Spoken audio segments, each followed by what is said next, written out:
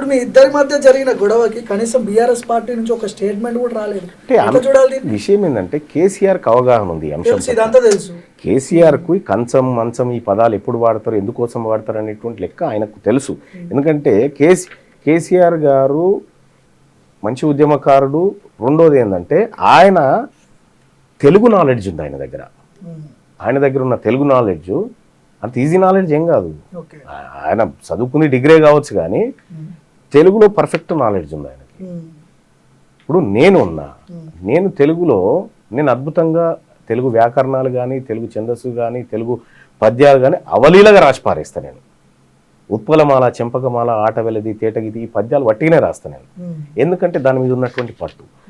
అవి ఏ సందర్భంలో వాడతారు, ఏం కథ వాళ్ళకి తెలియక, అవగాహన లేక. అది కనీసం మా తెలుగులో ఒక్క ముక్కన చెప్పమన్నాను చూద్దాం. మేము మాట్లాడే తెలుగులో సూర్యుడు ఒక్కడుండు, సురరాజులు ఇద్దరు, దినకరాదయంబు, తేటగీతి అని. తేటగీతి ఫార్ములా ఇది.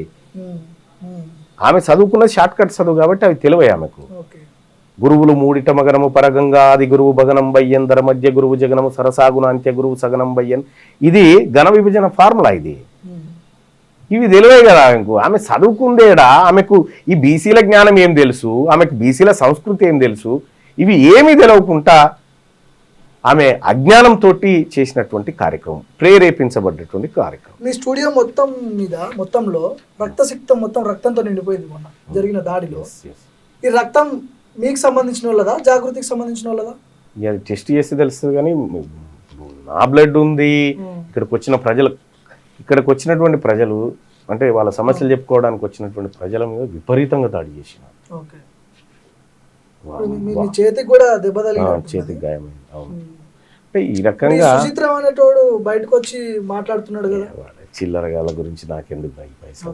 ఒకటి ఏంటంటే కల్వకుంట్ల కవిత, నీ పక్కకు ఉండాల్సింది గుండాలు కాదు. నువ్వు ఇవాళ నీ కుటుంబం నుంచి అందరి నుంచి ఒంటరి అయిపోయినావు.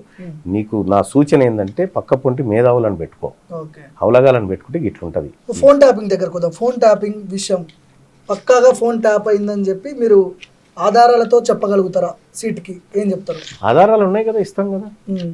ఏ రోజు ఏం జరిగింది అనేటువంటి ఆధారాలు మా దగ్గర ఉన్నాయి. ఖచ్చితంగా సిట్కి ఇస్తాం. ఈ సంగతి ఏంటో తెలుస్తాం.